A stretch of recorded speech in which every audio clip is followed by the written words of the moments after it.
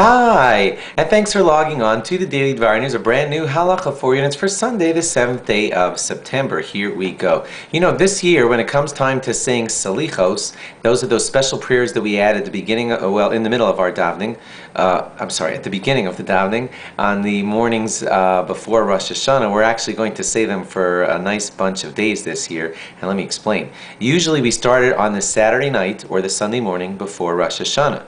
Now this year, Rosh Hashanah is very early in the week, and if we started it on the Saturday or the Sunday, there wouldn't be enough salichos, so we push it all the way back to the Saturday or the Sunday in the week before, which makes it that we're going to say salichos for a good 8 or 9 or 10 days before Rosh Hashanah arrives.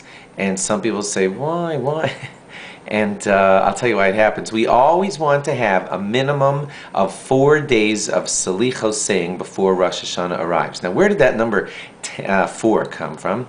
I'll tell you, there are 2 reasons why it's at least 4 days of salichos that we want. Reason number 1, whenever a sacrifice was brought in the temple, it had to be checked for 4 days before, carefully to make certain that it had no blemish.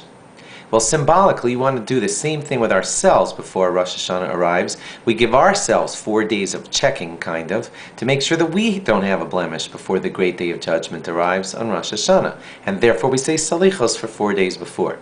Now, totally different reason that's given, and it is because there are righteous people who like to fast for 10 days before Rosh Hashanah or before Yom Kippur arrives, and there are 4 days that are not available for fasting during the 10 days of repentance between Rosh Hashanah and Yom Kippur. They are the 2 days of Rosh Hashanah. You can't fast then because it's a Yom Tov. You also can't fast on Shabbos Shuvah, the Shabbos in between Rosh Hashanah and Yom Kippur, and you also can't fast on Erev Yom Kippur, on the day before Yom Kippur. So that's 4 days that you can't do any fasting in the 10 days that precede Yom Kippur. So they push back and say we'll have 4 days before Rosh Hashanah. Those will be very serious repentance days when we'll do repentance and the very righteous people will fast.